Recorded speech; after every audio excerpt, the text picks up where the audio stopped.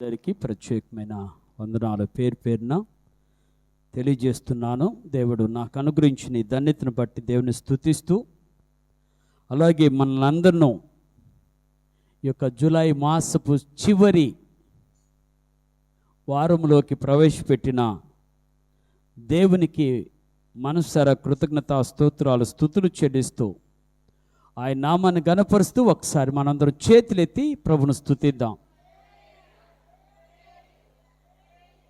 ఈ యొక్క ఉదయకాల సమయంలో మనం అనుకున్నట్టుగా ప్రతి నెల చివరి వారము ఒక మిషనరీ గురించి కానీ, లేదనుకుంటే ప్రభు కొరకు హతసాక్షులైన వారి గురించి కానీ మనం మాట్లాడుకుంటూ ఉన్నాం. ఈ రోజున ప్రభు యొక్క మనస్సును పొంది భయంకరమైన జీవితాన్ని మార్చుకొని ప్రభు కొరకు పనిచేసిన ఒక గొప్ప దైవజనుడిని మీకు పరిచయం చేయాలని ఆశపడుతున్నాను. మళ్ళొకసారి చెప్తున్నా, ప్రభు మనస్సును ఎరిగి ప్రభు కొరకు తన జీవితాన్ని మార్చుకొని ప్రభు పరిచర్యలో బలంగా వాడబడిన ఒక సేవకుని మీకు పరిచయం చేయాలని ఆశపడుతున్నాను. ఆ సేవకుడు పేరు నికీ క్రూస్.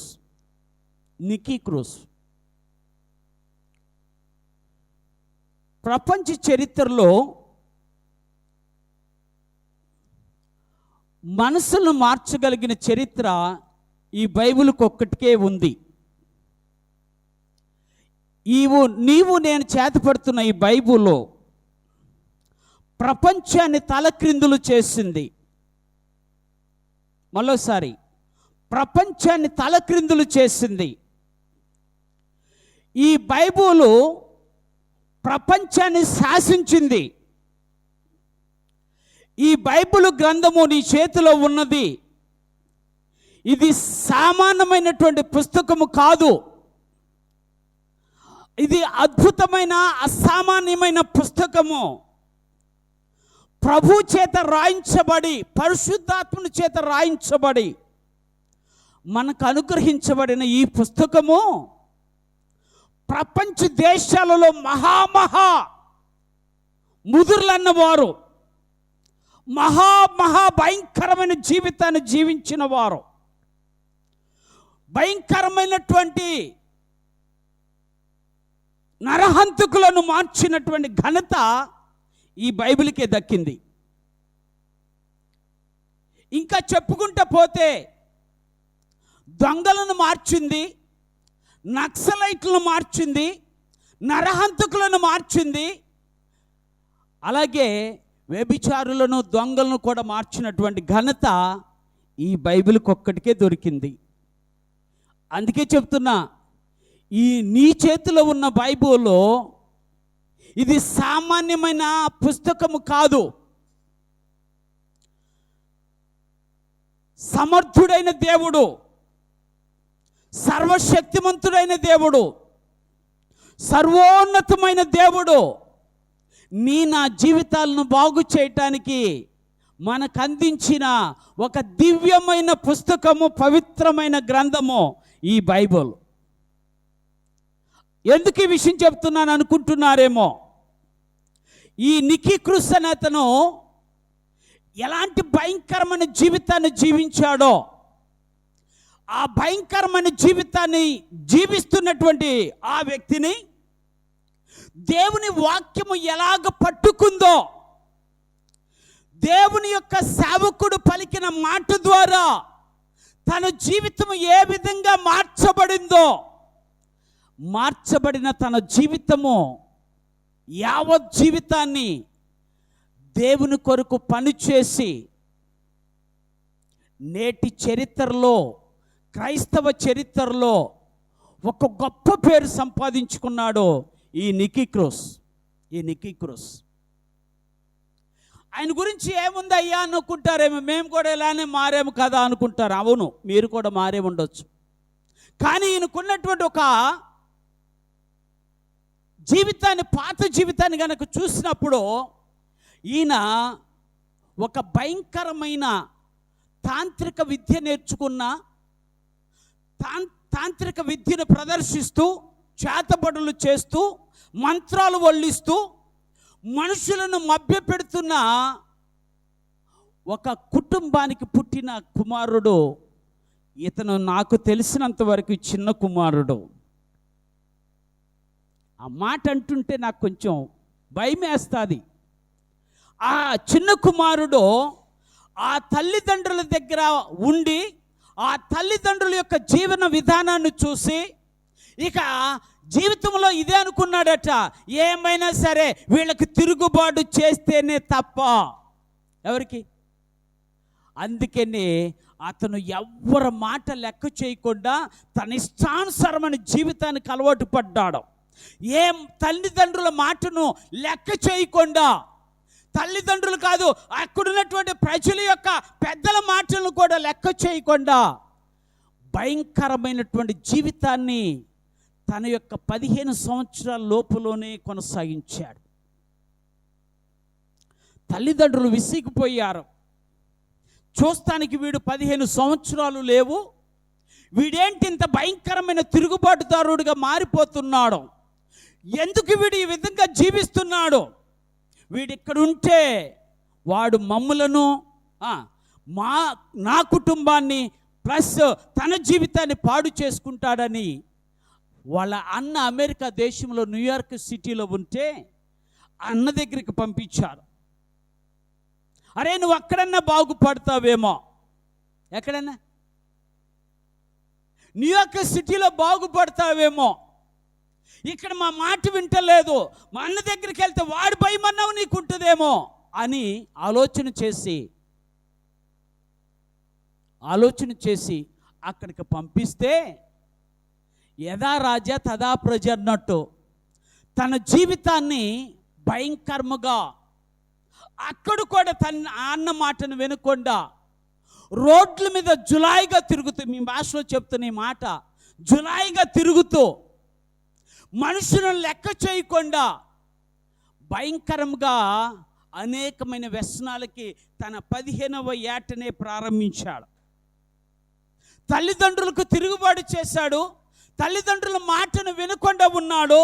సరే కదా పైకి వేరే ప్రాంతమన్నా పంపిస్తే అన్న తరఫున తన అన్న దగ్గర ఉండి మంచిగా బ్రతుకుతాడేమని అనుకుంటే అన్న దగ్గరకు వచ్చాడు. కానీ ఆయన జీవితం అంతా వీధిలోనే జరిగింది. వీధిలోనే ఉంటాం, వీధిలోనే గొడవలు చేస్తాం, వీధిలోనే తింటాం, వీధిలోనే పండుకుంటాము. తన జీవితం అలాగా కొనసాగుతుంది. ఎందుకు ఈ విషయం చెప్తున్నానంటే మన పిల్లలు ఇలాంటి వారు కాదని చెప్తున్నా. అర్థమవుతుందా మీకు? ఈ భయంకరమైన వ్యక్తి జీవితంలో చేసిన కార్యాలు మన పిల్లల్లో ఎవరు లేరేమని అనుకుంటా. అటువంటి ఆ స్ట్రీట్లో ఆ ప్రాంతంలో తిరుగుతూ, జులాయిగా తిరుగుతూ అతను ఒక గ్యాంగ్లో, అంటే ఒక ముఠాలో జాయిన్ అయిపోయాడు. భయంకరమైన ముఠా.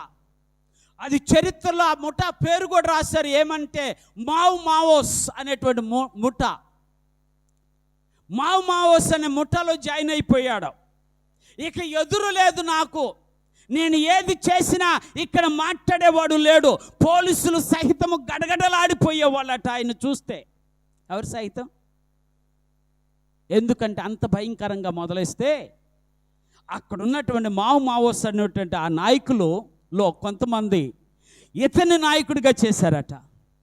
వీడు నాయకుడైతే ఇక మనకి ఎదురు ఉండదు.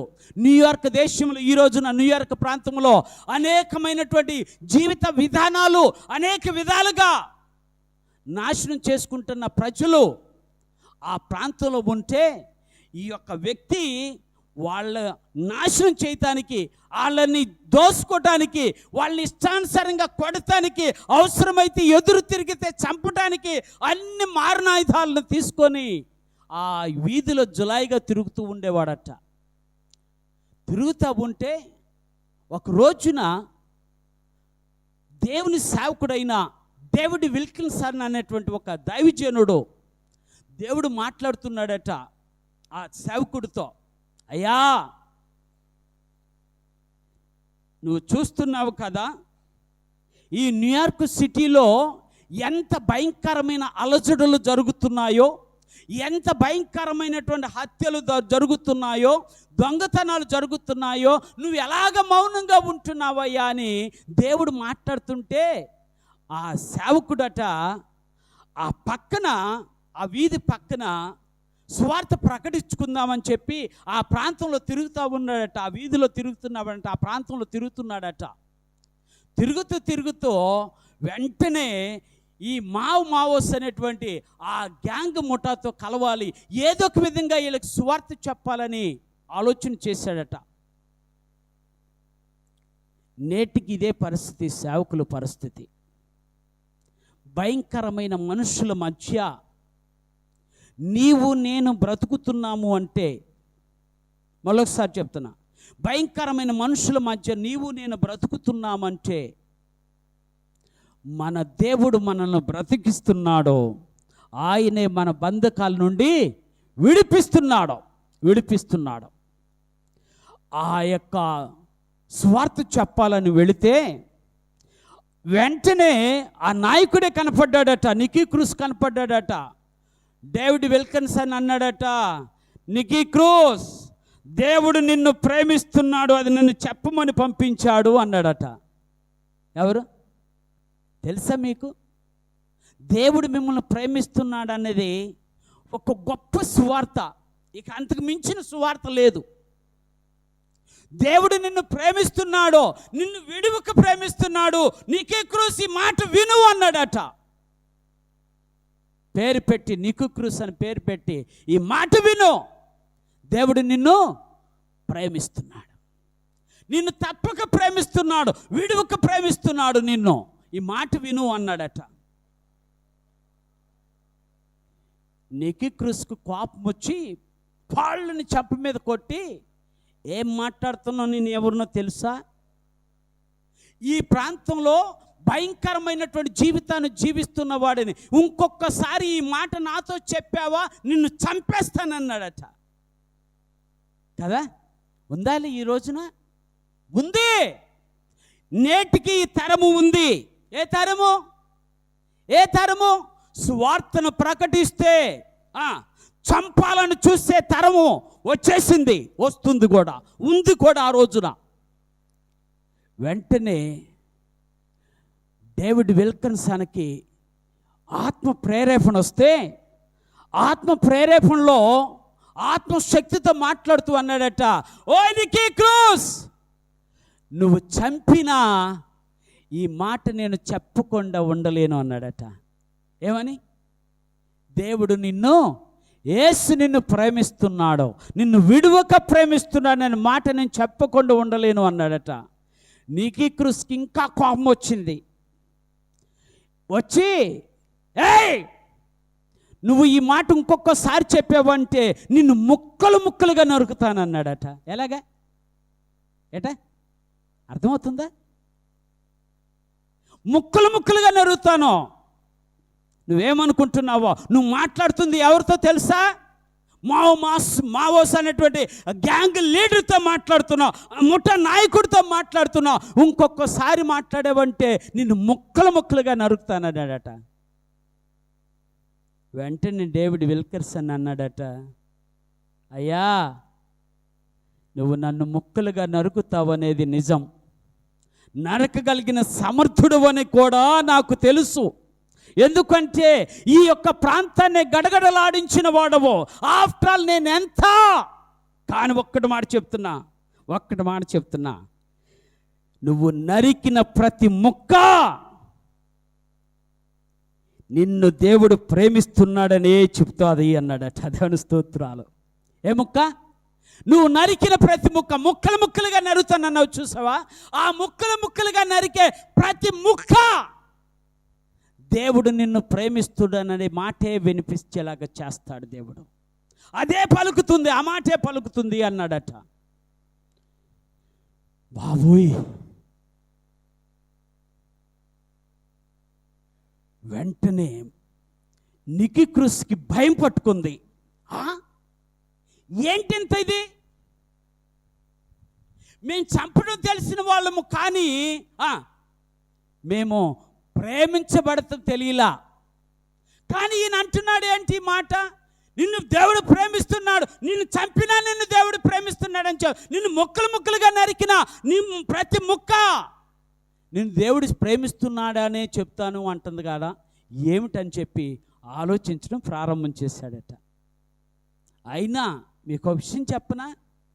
మంచిగా ఆలోచిద్దాము అనుకుంటే, మంచిగా ఉందామనుకుంటే ఈ లోకంలో ఉన్న మనుషులు నిన్ను మంచిగా ఉండనివ్వరు, మంచిగా ఆలోచించనివ్వరు. నిజం కాదా? నిజం కాదా? నువ్వు మంచి పని చేస్తానంటే ఎవరు నిన్ను సహకరించారు చెప్పండి? నువ్వు ఒక మంచి పని చేస్తానంటే ఎవరు నీకు తోడుగా ఉన్నారు చెప్పండి? ఎవరు నీకు సహాయం చేశారు చెప్పండి? ఈ మనుషులు ఇంతే, ఈ మనుషులు ఇంతే. ఎప్పుడైతే అతను ఆలోచిస్తుంటే వెంటనే అక్కడ ఉన్న గ్యాంగ్ వాళ్ళు, ఆ లీడర్ కదా అతను, ఏంటయ్యా నువ్వు ఆలోచించేది అంటే, ఏం లేదు, ఐఎమ్ ఆల్ రైట్, నేను బాగానే ఉన్నా, మీరేమీ బాధపడొద్దు అని చెప్పి వాళ్ళని ధైర్యపరుస్తూ తన యథావిధిగా తన జీవితాన్ని కొనసాగిస్తున్నాడట. ఒక రోజున దేవుడు డేవిడ్ విల్కర్సన్తో మాట్లాడి, ఏ డేవిడ్, ఈ ప్రజలను చూస్తుంటే నీకు కొంచెమన్నా బాధ కలగటం లేదా? ఏ ప్రజలు? ఈ ముఠాను చూస్తే నీకు కొంచెమన్నా బాధ కలగటం లేదా? కాబట్టి నువ్వేం చేస్తావో నాకు తెలియదు, ఈ ముఠ ప్రభువును తెలుసుకుని ముఠలాగా మారిపోవాలి. కాబట్టి నువ్వేం చేస్తావో తెలియదు అని చెప్పి దేవుని స్వరం దేవుడితో మాట్లాడుతుంటే విన్నాడట. ఏం చేయను? వాడు చూస్తే ఏమన్నాడు? ముక్కలు ముక్కలుగా నరికేస్తానన్నాడు. కానీ నేను చెప్పిన మాట వాడికి ఏమీ లెక్క కాదు. అయినా ప్రతి ముక్క చెప్తుంది నిన్ను దేవుడు ప్రేమిస్తున్నాడని అని చెప్పినా వీడు మాత్రం ఏమాత్రం కూడా లెక్క చేయలేదు. ఇప్పుడు ఏం చేయాలని ప్రార్థన చేసుకుంటుంటే అప్పుడు ఒక తలంపు వచ్చిందట. ఏమో చూద్దాం, దేవుడు ఎందుకు పిలిచాడో తెలియదో, ఎందుకు వెళ్ళమన్నాడో తెలియదో, ఎందుకు వెళ్ళానో తెలియదో, ఏం చెప్పమన్నాడో తెలియదో, ఏం చెప్పానో కూడా తెలియదు నాకు ఒక మాటలో చెప్పాలంటే. ఎందుకంటే నేను పెద్ద కన్ఫ్యూషన్లో ఉన్నా. అయినా కూడా దేవుని మాటకు లోబడతానని దేవుని మాటకు లోబడి ఒక పెద్ద క్రూసేడు ఆ ప్రాంతంలోనే ఏర్పాటు చేశాడట. క్రైస్తవ మీటింగ్ అంటారుగా, బహిరంగ సభ ఏర్పాటు చేశాడట. ఎక్కడ? ఈ న్యూయార్క్ సిటీలో వీళ్ళు ఉండేటువంటి మావోస్ వాళ్ళు ఉండేటువంటి ఆ ప్రాంతంలోనే ఒక పెద్ద మీటింగ్ ఏర్పాటు చేశాడట. మీటింగ్ ఏర్పాటు చేసి ఆ మీటింగ్లో ప్రసంగిస్తున్నాడట. ఏమని అంటే, సేమ్ మనం అనుకుంటాం కదా, ఎప్పుడు ఇదే వాక్యమా అనుకుంటారు కొన్నిసార్లు. అంటే మన మందిరంలో గురించి కాకపోయినా ఎప్పుడు ఇదే మాటలేనా, ఇంక ఈ తప్ప ఏమి రావా ఈ పాస్టర్ గారికి అనుకున్న వాళ్ళు చాలామంది ఉంటారు. ఏం ఆలోచన చేయలేదట డేవిడ్ విల్కర్సన్. దేవుడు నాకు చెప్పింది ఇదే మాట చెప్తానని చెప్పి, ఇదిగో దేవుడు మిమ్మల్ని ప్రేమిస్తున్నాడయ్యా, ఆ మాట చెప్పమని నన్ను ఇక్కడికి పంపించాడు అని చెబుతుంటే నికిక్రూస్కి వెళ్ళి ఆ చివరిని ఎక్కడన్నా కూర్చొని చూద్దాం అసలు ఏం చెప్తున్నాడో అయినా, విందాం ఏం చెప్తున్నాడో విందాం అనుకొని ఆ చివరన కూర్చొని ఆయన మాటలు వింటున్నాడట. వింటుంటే ఆయనలో ఒక భయంకరమైనటువంటి దుఃఖం వచ్చేస్తుంది. కన్నీరు తెలియకుండానే తన కళ్ళ నుండి కారిపోతున్నాయి. పక్కన వాళ్ళు చూసి, ఏంటి ఏడుస్తున్నావేంటి, నువ్వెవరివి, మా లీడర్వి, నువ్వు ఏడుస్తున్నావేంటి అని చెప్తున్నా కూడా ఆయన మారు మాట్లాడకుండా దుఃఖపడుతూ కన్నీళ్లు కారుస్తున్నాడట. కన్నీళ్లు కారుస్తుంటే అది తెలియదు డేవిడ్ లీ విల్కర్సన్కి. చాలామంది ఉంటారు కదా న్యూయార్క్ సిటీలో, ఈ మావోస్ వాళ్ళ మధ్య ఆయన సువార్త ప్రకటిస్తున్నాడు, ఇలాగ ఏదో జరుగుతుందని ఏం తెలియదు పాపం. ఆయన స్టేజీ మీద ఉంటాడు. స్టేజీ మీద ఉన్న తర్వాత చివరిగా ఒక తీర్మానం చేసుకోండి, ఇప్పటికన్నా దేవుని నమ్ముకోండి, ఇప్పటికన్నా దేవుని దగ్గరికి రండి, ఇప్పటికన్నా మారు మనసు పొందండి, ఇప్పటికైనా మించిన లేదు, సిద్ధపడి బాప్తిసం తీసుకోండి అని చెప్పి ఆల్టర్ కాల్ అంటారు దాన్ని, పిలిపించాడట. చివరి తీర్మానపు కాల్ అంటారు దాన్ని, పిలుపు అంటారు. తీర్మానం చేసుకునే పిలిపించాడట.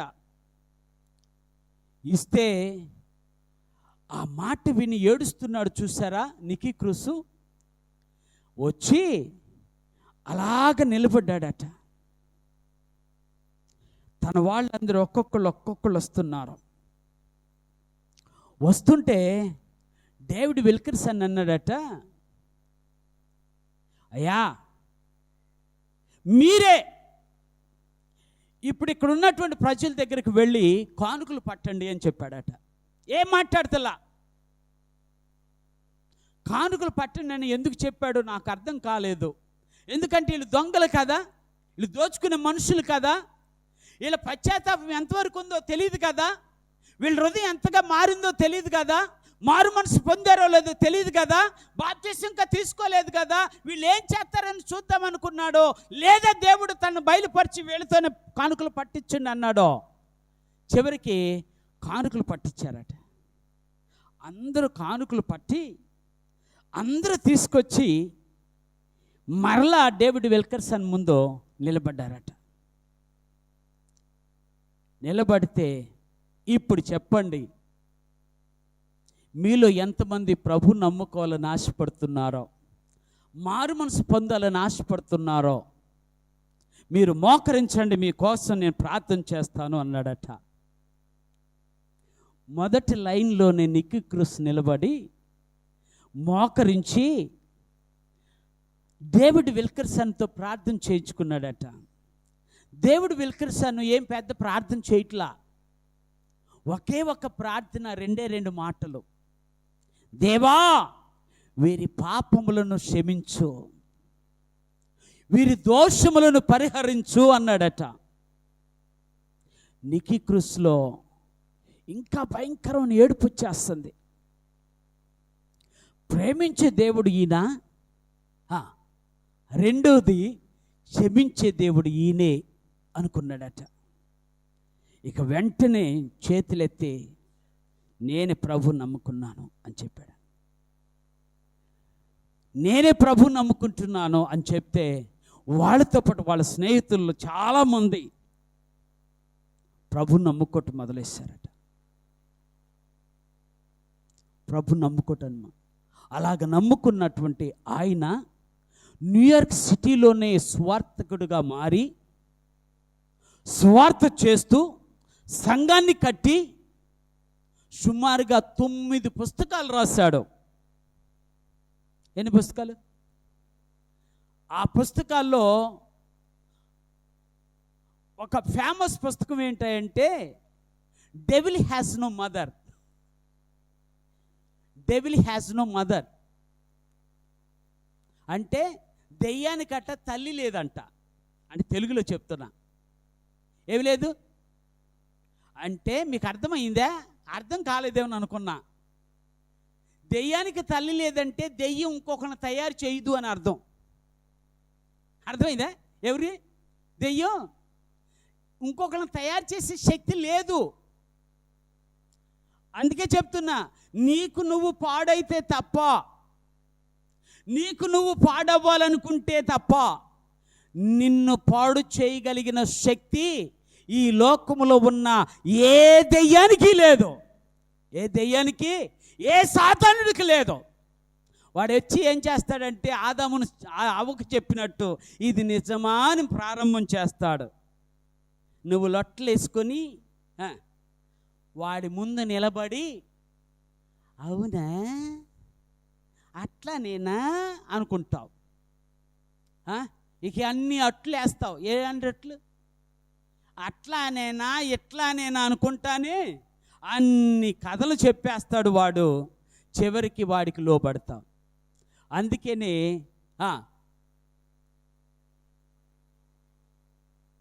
దెయ్యానికి తల్లి ఉండదు, నువ్వు తయారు చేసుకుంటే తప్ప. అలాంటి పుస్తకాలు, మంచి మంచి పుస్తకాలు ఈ దైవజనుడు నికీ క్రూస్ రాశాడు.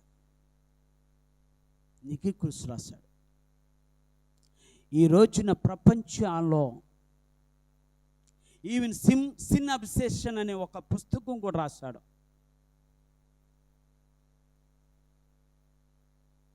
ఇలాంటి పుస్తకాలు జీవితాలను మార్చేస్తాయి.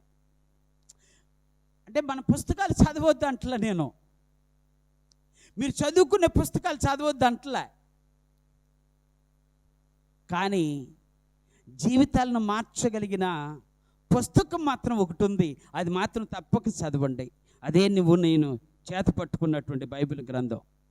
దీన్ని చదివితే చాలు ఏమైపోతారు? మనుషులు మారుతారు, మనస్సులు మారిపోతాయి. ఎవరు చెప్పక్కర్లే, నువ్వు ప్రభు నమ్ముకో అని చెప్పక్కర్లే. అర్థమైందా? ఆ వాక్యం చదువుకో అని చెప్తే చాలు, ఆ వాక్యమే వారి జీవితాలను మార్చేస్తుంది. అయ్యగారు ఎందుకండి పొద్దున్నే ఈ నికీ క్రూస్ గురించి మాట్లాడుతున్నారు అనుకుంటున్నారేమో. నేను 3 మాటలు చెప్పి నేను ముగిస్తా. మొదటి మాటగా పరిశుద్ధ గ్రంథంలో సామెతల గ్రంథం 30వ అధ్యాయము 18వ వచనం 13వ వచనం చదువుతున్నాను. సామెతల గ్రంథము 18వ అధ్యాయము 13వ వచనం, 30వ అధ్యాయం 13వ వచనం, 30వ అధ్యాయము 13వ వచనం. కన్నులు నెత్తికి వచ్చిన వారి తరము కలదు. చాలు చాలు. వారి కన్నురెప్పలో ఎంత పైకెత్తబడి ఉన్నది అన్నాడు. అంటే ఏ తరం ఉందట? ఎక్కడికి వచ్చినాయట? మనం అంటాంగా వీడి కళ్ళు నెత్తికెక్కి నీరు అంటమే. అంటే ఇప్పుడు మన ముందే కనపడుతున్నారు వీళ్ళు. ఎవరు వీళ్ళు? కన్నులు నెత్తికెక్కిన వారు. కన్నులు నెత్తికెక్కిన వారు కనపడుతుంటే ఇది కనపడదు. ఏం కనపడుతుంది? కళ్ళు నెత్తికెక్కితే కింది కనపడవు, పై పూర్తిగా కనపడవు. ఎందుకంటే పైన ఎక్కడో ఉన్నాడు కదా దేవుడు, మనం అనుకుంటాం కదా, అది అర్థం కాదు. అందుకనే ఈ తరానికి నువ్వు ఒక నికీ క్రూస్ లాగా మారాలన్న ఆశ. ఈ తరానికి నువ్వు ఒక నికీ క్రూస్ లాగా ఉంటే ఏ తరానికి? ఏ తరానికి? కళ్ళు నెత్తికెక్కిన తరం ఒకటి ఉందట ఇక్కడ. అంటే ఇక్కడంటే మన ముందు కాదు, మన మందిరంలో కాదు. ఒకవేళ ఉన్నారేమో నాకు తెలియదు. ఒకవేళ ఉంటే ఈ రోజున దేవుడు మాట్లాడుతున్న మాట ఒకటే మాట, దేవుడు నిన్ను ప్రేమిస్తున్నాడు. దేవుడు నిన్ను ప్రేమిస్తున్నాడు. నిన్ను తప్పక ప్రేమిస్తాడు.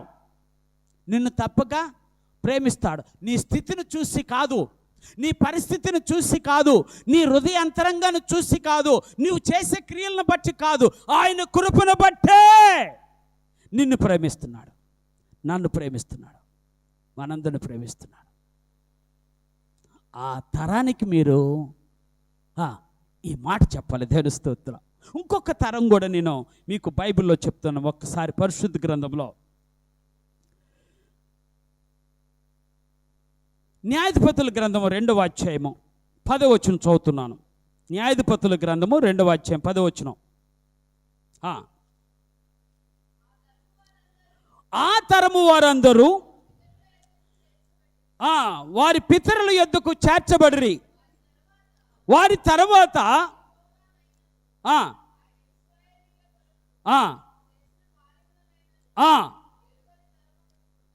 చాలు. ఏం పుట్టిందట? ఏ తరం ఇది? దేవుడు చేసిన కార్యాలను ఎరుగని తరం ఒకటి పుట్టిందట. అర్థమైందా? ఏమండి, హలో, మీలో ఎంతమందికి తెలుసు దేవుడు మీ జీవితంలో ఒక కార్యం చేశాడని? ఒక్క కార్యం, సింగిల్ వర్క్, ఒక సింగిల్ యాక్ట్ మా జీవితంలో చేశాడన్న వారి చేతులు ఎత్తండి ఒకసారి. ఒక చిన్న కార్యము అయినా భయపడుతున్నారు. ఏమో ఎత్తితే ఏమంటాడు?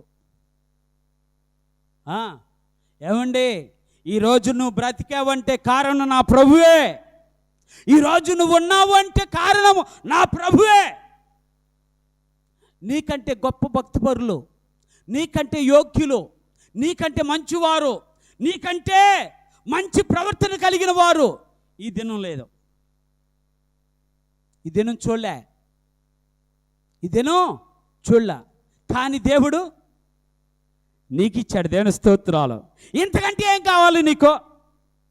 ప్రాణమిచ్చిన దేవుడు, ప్రేమించిన దేవుడు, నిన్ను బ్రతికిస్తున్న దేవుడు, నీ బంధకాల నుండి విడిపిస్తున్న దేవుడు. ఈయన ఏర్పరచుకున్నాడు కదా నిన్ను. కాబట్టి నువ్వేం చేయాలి? నీ జీవితంలో జరిగిన కార్యాన్ని తెలియనటువంటి తరం ఒకటి ఉందట. ఆ తరానికి మీరు చెప్పాలి. No chance. చెప్తున్నామా? ఇప్పుడు మళ్ళీ ఒకవేళ చెప్పుడుతున్న వారు చేతులు ఎత్తనన్నారు అనుకోండి, మళ్ళీ ఈయన పద్దాక చేతులు ఎత్తుతున్నాడు ఏంటి అనుకుంటారు. అవును, ఆ తరం వచ్చేసింది. ఏ తరము? తెలియదో, ఈవెన్ కన్న బిడ్డలకు తెలియదో నీ జీవితంలో యేసయ్య చేసిన కార్యము. కన్న తల్లిదండ్రులకు కూడా ఎరగొట్టం లేదు నీ జీవితంలో దేవుడు చేసిన కార్యం. కాబట్టి నువ్వే చెయ్యాలి ఆ పని. ఏ పని? నీ జీవితంలో నిజమైన సువార్త. యేసును ప్రేమించు. యేసు ప్రేమించాడు, యేసు ప్రేమించాడు. రెండో సువార్త ఏంటో తెలుసా? యేసు నా జీవితంలో ఈ కార్యం జరిగించాడు. నేను నీ ముందు నిలబడ్డాను అంటే ఆయన కార్యమే. నువ్వు ఇక్కడ కూర్చున్నావు అంటే ఆయన కార్యమే. కాబట్టి ఆయన కార్యములు ఎరుగున్నటువంటి తరం ఒకటి ఆల్రెడీ ఎక్కడ కనపడుతుంది? మన వీధిలోనే, మన చుట్టుపక్కలే కనపడుతున్నారు. Go and tell to them that Jesus loves you. It's my life that I have been changed by the blood of Jesus Christ. ఇదే నా సాక్ష్యం. నా దేవుడు నన్ను తన రక్తము చేత శుద్ధి చేసి నన్ను బాగు చేశాడు. ఇంతకంటే ఇంకేం అక్కర్లా. ఇంతకంటే నువ్వు ఏం చెప్పక్కర్లా. మరొకటి అవసరం లేదు. బైబిల్ అంతా తిరిగేసి see how I know all these things from the Bible. చెప్పక్కర్లే. నాకెన్ని తెలుసా? చూడండి అయ్యా బాబు, నాకెన్ని తెలుసు, కావాలంటే అడగండి అయ్యా. చెప్పక్కర్లా. ఏం చెప్పాలి? దేవుడు నిన్ను ప్రేమిస్తున్నాడు, నా జీవితమే సాక్ష్యము, ఆయన ప్రేమకు గుర్తు నా జీవితము ఒక సాక్ష్యం. చెప్పగలుగుతావా? ఇంకొక తరం చెప్పి నేను త్వరగా ముగిస్తా. పరిశుద్ధ గ్రంథంలో అపోస్తుల కార్యములు 2వ అధ్యాయము 40వ వచనం చదువుతున్నాను.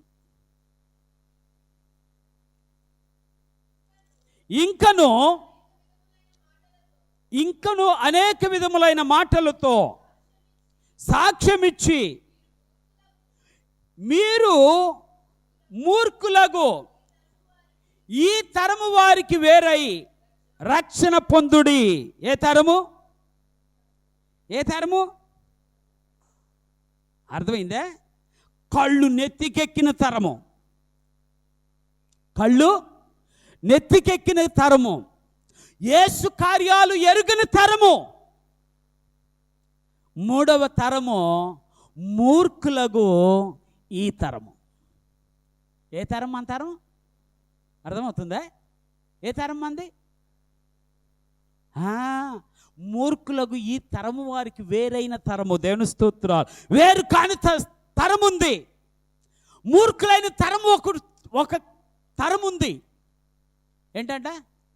మూర్ఖులు పుట్టినట్టు ఏమి ఇచ్చాడమ్మా ఒకసారి చూడండి. వంకర, క్రూకెడ్ అని ఉంటుంది ఇంగ్లీష్లో.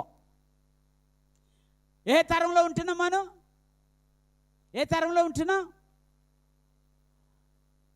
ఆడికి అసలుకి తిన్నని బతికే లేదురా, అంత వంకర జీవితమే అంటారా? మా ఊర్లో అంటారులేండి, మీ ఊర్లో సంగతి తెలియదు కానీ వంకర తరము. ఈ స్ట్రైట్కి వెళ్ళడు వీడు. ఎలాగెళ్తాడు? ఆడొకసారి అటెళ్ళి ఎవరు చుట్టలేదని ఎట్ట వంగి ఆడొక కప్పు తీసుకొని ఆ కప్పులో కొంచెం పోసుకొని మళ్ళీ సైలెంట్గా తాగేసేసి బయటకు వచ్చే తరం ఈ తరం. అర్థమవుతుందా? ఈ తరం అర్థమవుతుందా? ఇలా చెప్పుకుంటూ పోతే ఈ తరం మామూలు తరం కాదు, మూర్ఖత్వం. అరే, నీ జీవితం పాడైపోతుందిరా తమ్ముడు, నీ గుండె పగిలిపోతుంది, నీ ఊపిరితిత్తులు పాడైపోతున్నాయి, వద్దు అని చెప్తే నువ్వు అట్టే చెబుతలేనా? ఎట్టా నువ్వు అట్టే పాడైపోయిన తర్వాత ఒక తల్లి మొన్న మధ్య 2 రోజుల క్రితం 3 రోజుల క్రితం కలిసా. ఆ తల్లి అంటుంది, అన్న వీడు సత్తే ఏడవటానికి నా దగ్గర కన్నీళ్ళు కొల్లేవన్నోయ్. ఎవడు సత్తే? ఉన్నోడు సత్తే. ఏమి లేవట అంటే ఏమైపోయింది కన్నీళ్ళు? ఆడు తాగొచ్చి తన్నులకి, వాడు బో పెట్టినప్పుడు ఆ బుద్ధికి ఈ కన్నీళ్ళన్నీ ఏమైపోయినాయి?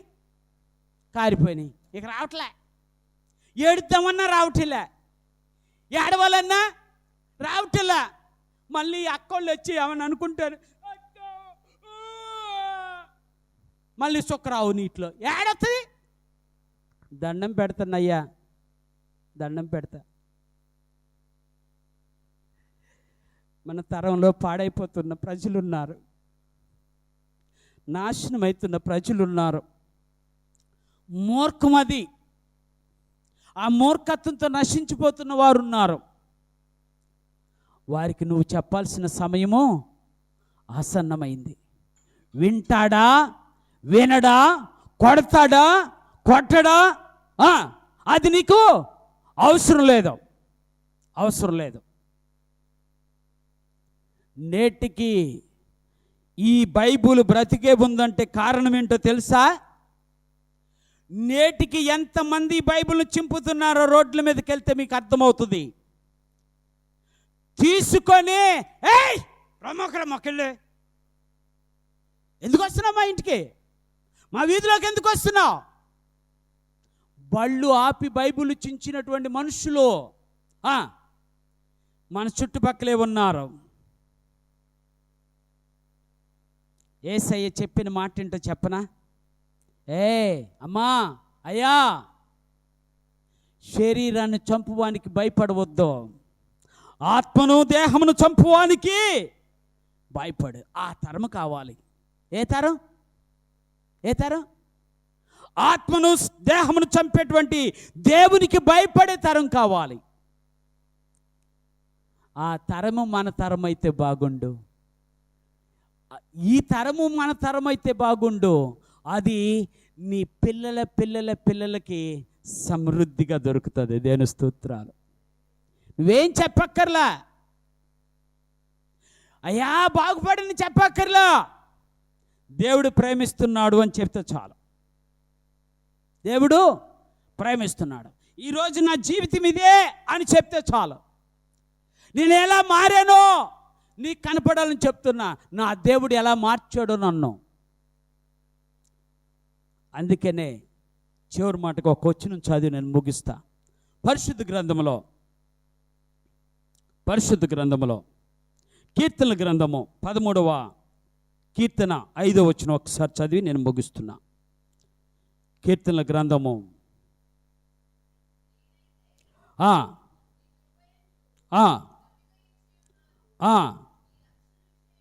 నీ రక్షణ విషయమై నా హృదయము హర్షించుచున్నది. యెహోవా నాకు మహోపకారం చేసి ఉన్నాడు, నేను ఆయనను కీర్తించెదను. ఒక్కసారి చేతులెత్తి దేవుని స్తుతిద్దాం. దేవుడు మాట్లాడుతున్న మాట ఏమిటయ్యా అంటే, నువ్వు నేను చెప్పవలసినటువంటి మాట ఏమిటయ్యా అంటే, ఎదుటి వారికి దేవా అయ్యా నిన్ను ప్రేమిస్తున్నాడు నా దేవుడు అని చెప్పాలి. రెండో మాట, అయ్యా నా జీవితాన్ని చూడు, నేను ఎలాగా మారిపోయాను. దేవుడు మార్చాడు. నేను మారలే, నేను మారదామనుకున్నా మారలే, కానీ నా దేవుడే మార్చాడు. నా దేవుడు మార్చాడు. అందుకనే ఆ దేవుడు మార్చిన జీవితాన్ని ఆధారం చేసుకొని భక్తుడైనటువంటి దావీదు చెప్తున్నటువంటి ఒక మాట ఏమిటయ్యా అంటే,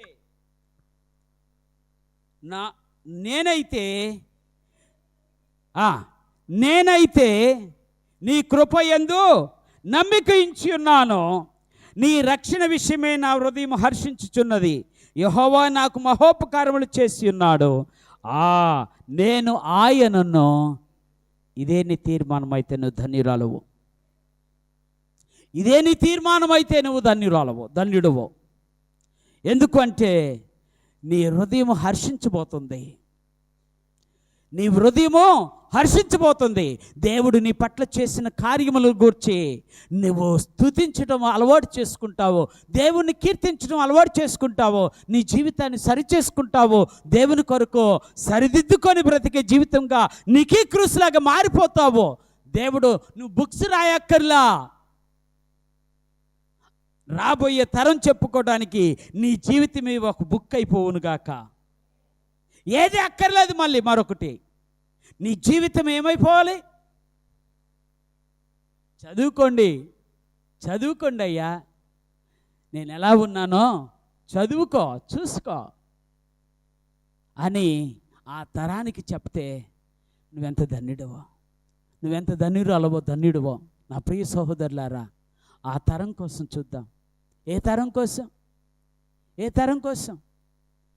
మూర్ఖమైనటువంటి ఆ తరము కొరకు, కన్నులు నెత్తికెక్కినటువంటి ఆ తరము కొరకు, యేసు కార్యాలు ఎరుగని ఆ తరము కొరకు నీవు నేను మనస్సారా మోకరించి ప్రార్థన చేస్తే ఆ తరము మారిపోతుంది. దేవుని స్తోత్రాలు. ఆ తరం మారిపోతే దేవుని దగ్గర నీకు ఒక పుస్తకం ఉంది. ఏం పుస్తకం? దేవుని దగ్గర నీకు ఒక పుస్తకం ఉంది. ఆ పుస్తకము దేవుడు తెరిచి వాళ్ళ ముందు ఉంచుతాడు. అయ్యా చూసావా ఒకప్పుడు నా జీవితం ఎలా ఉందో, ఇప్పటికన్నా కళ్ళు తెరుచుకొని, ఇప్పటికన్నా నువ్వు ఆలోచన చేసుకొని ఇప్పటికైనా నీ జీవితాన్ని కనుక మార్చుకోవాలి ప్రభు అనుకుంటే, నీ జీవితాన్ని మార్చగలిగిన మహిమ కలిగిన దేవుడు ఆ మహిమలో ఉన్న మన యేసయ్య. ఆయన మారిస్తే నిన్ను చూసి అనేక మంది మార్చబడతారు. దావీదు చెప్పాడు కదా, ఇప్పుడు నా హృదయం ఏమవుతుందట, I rejoice in my heart, I'm very glad. నేను చాలా ఆనందిస్తున్నాను, నా హృదయం హర్షిస్తుంది. కారణం ఏమిటంటే నా ప్రభు నా జీవితంలో చేసిన కార్యాలను బట్టి ఆయన కీర్తిస్తూ ఆయన ఎందే నమ్మకించి ఉన్నాను. దేవుని స్తోత్రాలు. ఇదే నీ ప్రార్థన అయితే నాతో ఏకీభవించండి. ప్రభు సన్నిధిలో చిన్న ప్రార్థన చేసుకుందాం. నా ప్రియ దేవుని బిడ్డలారా, నికీక్రూస్ లాంటి భయంకరమైన జీవితం మన దగ్గర లేదు, మనము కాదు. అంత భయంకరమైనటువంటి నికీక్రూస్ని హంతకుడు దొంగ భయంకరమైనటువంటి తగాదులు ఆడి సాతాను కుమారుడని తన తల్లి చేత అనిపించుకున్నవాడు.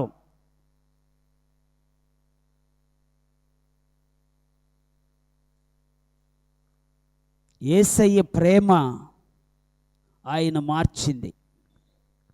ఇది కూడా చెప్పండి మీ ప్రజలకి, మీ చుట్టూ ఉన్నవారికి, అయ్యా నేను మార్చడం లేదు, యేసయ్య ప్రేమే వారిని మారుస్తుంది. యేసయ్య ప్రేమ అంత గొప్పది.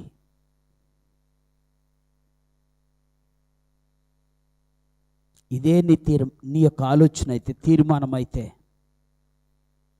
ప్రభు సన్నిధిలో ఒక చిన్న ప్రార్థన చేసుకుందాం. అయ్యా, ఎంత భయంకరమైన తరము మధ్య మేము జీవిస్తున్నాము, కళ్ళు నెత్తికెక్కిన తరము, భయంకరమైన మూర్ఖపు జనము మధ్య మేము సంచరించుచున్నాము. యేసు కార్యాలు ఎరిగినటువంటి తరము మధ్య మేము జీవిస్తున్నాము. దేవా, నన్ను ఒక సాధనముగా మార్చుకో, ప్రార్థించే తల్లిగా మార్చుకో, దేవుడు నిన్ను ప్రేమిస్తున్నానని చెప్పే తల్లిగా నన్ను మార్చు, తండ్రిగా మార్చు. దేవుడు నీ పాపములు క్షమిస్తాడు అని ధైర్యముగా చెప్పేటువంటి తల్లిగా తండ్రిగా మార్చబడవు. ఈ రోజున నన్ను మార్చు ప్రభు అని నీ మనసులో ఒక తీర్మానం చేసుకొని ఉంటే మీ కుడి హస్తాలని పైకి చూపించండి, మీ కొరకు ప్రార్థించబడును. తండ్రివైన దేవాని స్తోత్రాలు. అనేక హస్తములు నీ సన్నిధిలో లేపబడ్డాయి, అనేక హస్తములు ప్రభువా. అయ్యా తండ్రి, నీ కొరకు ఒక తీర్మానం చేసుకున్నారు. అవునయ్యా, మేము మూర్ఖమైనటువంటి ఈ తరము మధ్య మేము బ్రతుకుతున్నాము, కన్నులు నెత్తికెక్కిన తరం మధ్య బ్రతుకుతున్నాము. యేసయ్య కార్యాలు ఎరుగనటువంటి తరం మధ్య బ్రతుకుతున్నాం. ఓ దేవా, ఈ ఉదయకాల సమయంలో ఆ తరము కొరకు ప్రార్థించే తల్లిగా నన్ను మార్చు, ఆ తరము కొరకు ప్రార్థించే తండ్రిగా నన్ను మార్చు అని ఏ తల్లి ఏ తండ్రి అయితే తీర్మానం చేసుకున్నాడో, యేసు నామములో వారి తీర్మానం బలపరచబడునుగాక. వారి తీర్మానమునకు తగిన జీవితాన్ని జీవించుదురుగాక. వారు దేవుని ప్రేమను లోకానికి పంచేవారుగా ఉందురుగాక. వారు నీ క్రియలను చాటి చెప్పే తల్లులుగా, తండ్రులుగా, కుటుంబాల కొరకు కన్నీరు పెట్టే తల్లిదండ్రులుగా, అయ్యా ఇక్కడున్న మేమందరం ఉండటానికి సహాయం చేయండి.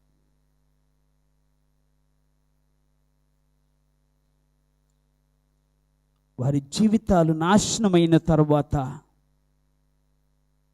వారి జీవితాలు నరకంలోకి వెళ్ళిన తర్వాత నేను వారి కొరకు ప్రార్థించడం వ్యర్థము.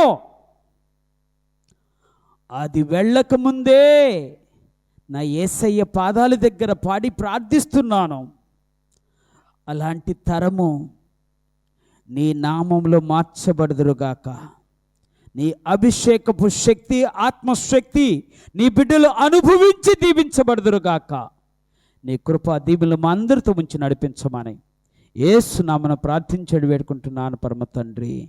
ఆమేన్. హల్లెలూయా.